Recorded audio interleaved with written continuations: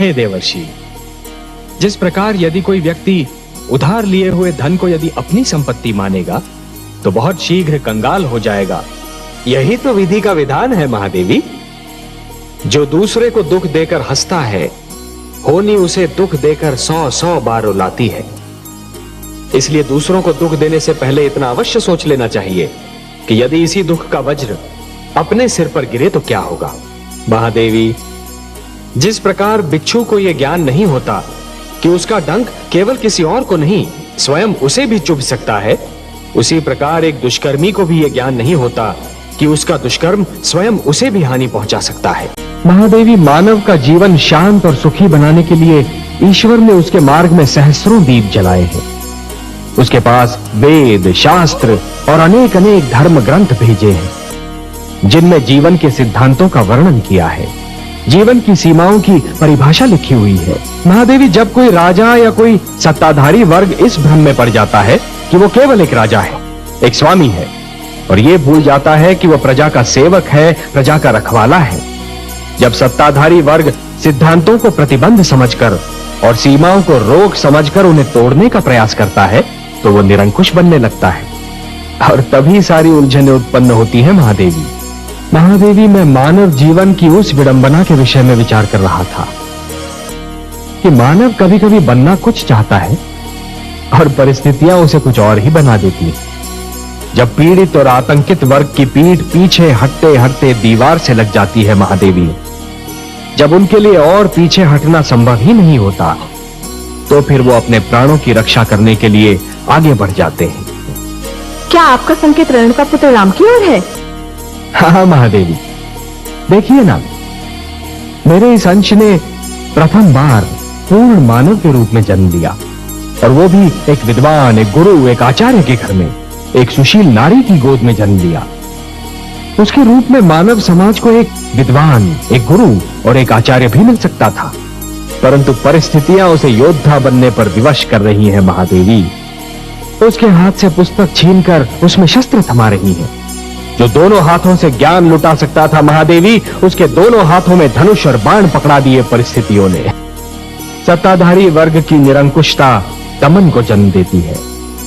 दमन उत्पात का कारण बनता है, उत्पात अराजकता उत्पन्न करता है, और फिर अराजकता विद्रोह का रूप धारण कर लेती है महादेवी, सारा संसार मुझे पालनहार के रूप में जानता है। तो ऐसा हुआ महादेवी, जैसे श्रावण की घनघोर घटा वर्षा के स्थान पर सूरज की तपती किरणें लुटाने लगे। ये तो परस्पर विरोधी बात हुई ना महादेवी। ये मैं बार बार यही कहता हूं कि कभी किसी को किसी का बुरा नहीं सोचना चाहिए, क्योंकि जो भी व्यक्ति किसी और का बुरा सोचता है, अंत में उसका भी बुरा हो ही जाता है। जो भी व्यक्ति ये समझते हैं कि ये तंत्र मंत्र, ये सर्वनाश और अंधकार की शक्तियां केवल किसी और को ही क्षति पहुंचा सकती हैं, तो वो उनका भ्रम है। सत्य तो ये है महादेवी कि जो ईश्वर के सच्चे भक्त होते हैं, जो स्वयं ईश्वर पर संपूर्ण विश्वास करते हैं, ये तंत्र मंत्र की शक्तियां उनका बाल भी नहीं बांका कर सकती। इस प्रकार द्वेष और घृणा का मारा व्यक्ति पड़ोसी के घर को जलते हुए देख ये भूल जाता है कि उसी अग्नि की लपटें स्वयं उसका घर भी जला सकती हैं। उसी प्रकार जो व्यक्ति तंत्र मंत्र में विश्वास करता है, वो ये भूल जाता है कि यही तंत्र मंत्र की शक्तियां स्वयं उसका भी सर्वनाश कर सकती हैं। महादेवी, कि जिस प्रकार जब एक पुरुष भटक जाता है तो केवल एक ही व्यक्ति भटकता है, परंतु जब एक नारी के पैर डगमगाने लगते हैं तो समस्त परिवार डगमगा जाता है। उसी प्रकार जब एक शिष्य भटकता है तो केवल एक ही छात्र भटक जाता है, परंतु जब एक गुरु भटक जाता है महादेवी, तो समस्त छात्र समाज भटक जाता है। हे महादेवी, जिस प्रकार एक दीपक दूसरा दीपक जला सकता है, उसी प्रकार दूसरों के ज्ञान और अनुभवों से और दूसरों की चिंतन शक्ति से स्वयं अपना ज्ञान भी तो बढ़ाया जा सकता है। जिस प्रकार कुंदन बनने के लिए सोने को पहले अग्नि में तपना पड़ता है, उसी प्रकार किसी भी व्यक्ति को अपनी भीतर की क्षमताओं को जानने के लिए परीक्षा की अग्नि में तपना पड़ता है। महादेवी, जिस प्रकार एक कृषक लहराते हुए खेत को देखकर प्रसन्न तो हो जाता है, परंतु उसके मन में एक आशंका रहती है कि क्या अगले वर्ष भी खेती यूं ही लहराएगी या सूखी रह जाएगी। मेरे मन में भी यही आशंका है महादेवी। समाज जब तक हिंसा से घृणा करने का गुण उत्पन्न नहीं करता, तब तक वो किसी न किसी रूप में हिंसा का प्रयोग करता रहेगा। कभी राज्य के नाम पर, कभी युद्ध के नाम पर, कभी अधिकार के नाम पर और यदि कुछ भी नहीं तो आखेट के नाम पर। महादेवी, जिस दिन मानवीय मन से स्वार्थ नाम का रोग निकल जाएगा ना, उस दिन हिंसा भी समाप्त हो जाएगी। कि यदि चित्रकार के बनाए चित्र को कोई बिगाड़ दे तो क्या उसे तनिक भी चिंता नहीं होगी? यदि कोई चित्रकार अपना चित्र किसी को उपहार में दे दे तो उस चित्र को संभालना उपहार पाने वाले का कर्तव्य है। जो हो रहा है, हो सकता है वो वही हो जो स्वयं विधाता ने लिखा हो और अपना लिखा तो स्वयं विधाता भी नहीं मिटा सकते ना। हे महादेवी, हो सकता है कि ये मानव की परीक्षा हो, उसके कर्मों की परीक्षा हो। तो आप क्या चाहती थी कि हम केवल दिन बनाते और रात्रि न बनाते?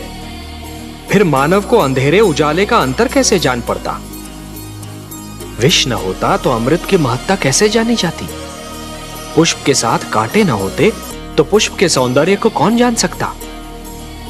पतझड़ न आती तो वसंत ऋतु इतनी सुहानी कैसे लगती? हमने मानव को बनाया है देवी।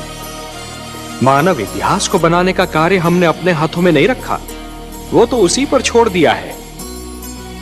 अभी तो उसे अपनी शक्ति का आभास हुआ है, इसी से उसे न्याय अन्याय, सत्य असत्य, धर्म अधर्म और पाप और पुण्य की जानकारी भी होगी। महादेवी, जिस प्रकार बिच्छू को यह ज्ञान नहीं होता कि उसका डंक केवल किसी और को नहीं स्वयं उसे भी चुभ सकता है, उसी प्रकार एक दुष्कर्मी को भी यह ज्ञान नहीं होता कि उसका दुष्कर्म स्वयं उसे भी हानि पहुंचा सकता है। महादेवी, एक ही डाली पर खिले दो पुष्पों में से एक को स्थान मिलता है देवता के चरणों में तो दूसरे को अर्थी पर। एक ही मेघ की गोद से निकली दो बूंदें, एक मोती बन जाती है तो दूसरी अंगारे पर गिरकर भस्म हो जाती है।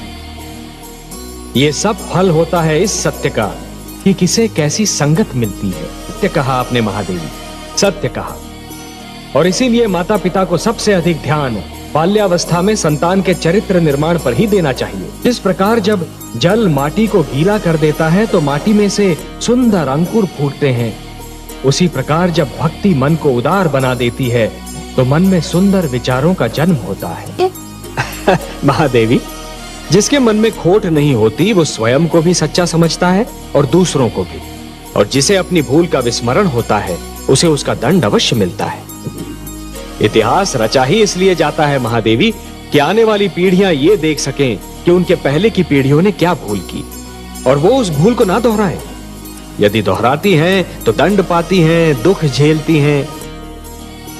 जानता हूं महादेवी, क्षति पहुंचाने वाले को दंड देना तो बहुत सरल है, पर उसे क्षमा करना बहुत कठिन। और जो क्षति पहुंचाने वाले को क्षमा कर सकता है वो तो पूजनीय है। कमल नयन, उत्सव वो है जो आत्मा को शांति दे, जो सारे नगर का जीवन अस्त व्यस्त कर दे, जिसमें मदिरा पीकर सब अपनी सुध बुध खो बैठे। वो उत्सव नहीं, कोरा हुड़दंग है।